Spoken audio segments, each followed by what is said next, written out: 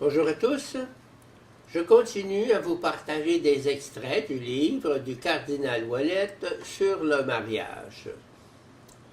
La révélation du mariage sacrement. Dieu est amour, 1 Jean 4,8, et vit en lui-même un mystère de communion personnelle d'amour.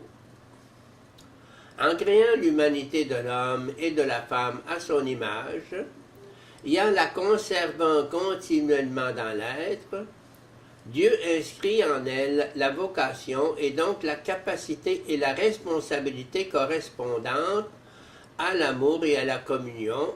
Exhortation apostolique Familiaris Consortio 11a.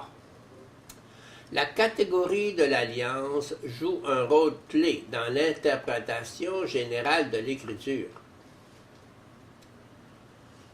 Il est vrai que cette catégorie a une signification avant tout légale, mais progressivement dans l'histoire du salut, la symbolique nuptiale devient l'expression privilégiée du pacte établi entre Dieu et son peuple. L'alliance. L'idée fondamentale de toute la Bible est que Dieu veut conclure une alliance avec les hommes. Les Saintes Écritures sont le fruit d'un dialogue intime de Dieu avec son peuple dans le cadre d'une alliance bérite, disposition, marquée du sceau de l'Esprit dans le code des 10 commandements. Or, cette première disposition, fondement d'une histoire d'amour et d'infidélité, était appelée dès le commencement à s'accomplir dans la nouvelle disposition bérite, scellée dans le sang du Christ. L'unité de la Bible s'enracine en fait dans la nouvelle alliance scellée dans le sang du Christ pour le salut de tous. Du point de vue de l'auteur divin, toute l'Écriture est comme un seul livre. L'unité de la Bible est le présupposé incontournable de toute l'exégèse chrétienne. Cette unité est fondée sur la foi au Christ, Verbe de Dieu fait chair, qui mène à leur accomplissement les promesses de l'ancienne alliance. Telle était la conviction des pères de l'Église et des docteurs médiévaux, mais elle est abandonnée par l'exégèse scientifique moderne, trop limitée à l'analyse historico-critique des textes.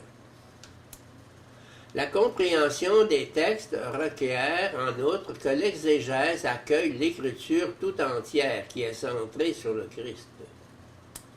Si le Christ est l'unique réalité dont parle l'Écriture et donc la clé de son interprétation, alors cette réalité n'est autre que le mystère, mysterium de l'Alliance. Carlo Roccetta le résume ainsi. Dans une perspective biblique globale, la catégorie de l'alliance exprime le contenu central du mystérium dans l'histoire. La communion gratuite d'amour et de vie que Dieu veut réaliser avec l'humanité et qui s'est manifestée historiquement et eschatologiquement dans le Christ et est transmise dans l'Esprit par l'Église, communauté de l'alliance ultime et définitive. En tant que telle, la catégorie est particulièrement adéquate pour représenter la venue de Dieu parmi nous et le lien unique qu'il instaure avec les hommes. Ce contenu nous est transmis selon les étapes progressives de l'économie du mystérium. À chaque étape, le Dieu de la révélation est le Dieu de l'alliance. Une alliance d'abord promise et préfigurée, puis réalisée et instaurée dans le Fils unique, fait homme, mort et ressuscité. L'Église, les sacrements, et parmi eux le mariage, appartiennent à ce dynamisme historico-salvifique et le proposent de nouveau en acte, en lien avec l'existence humaine et ses points cruciaux. À partir des premiers prophètes jusqu'à l'Apocalypse, cette alliance est décrite avec l'image du mariage. En tant qu'union de l'homme et de la femme, le mariage est le symbole fondamental de l'alliance. Dieu est l'époux et Israël est l'épouse, souvent infidèle. Selon la formule classique de l'alliance, Dieu dit à Israël, « Tu es mon peuple et moi je suis ton Dieu. » Exode 36, 28. Cette formule exprime l'appartenance mutuelle du peuple à Dieu et de Dieu à son peuple.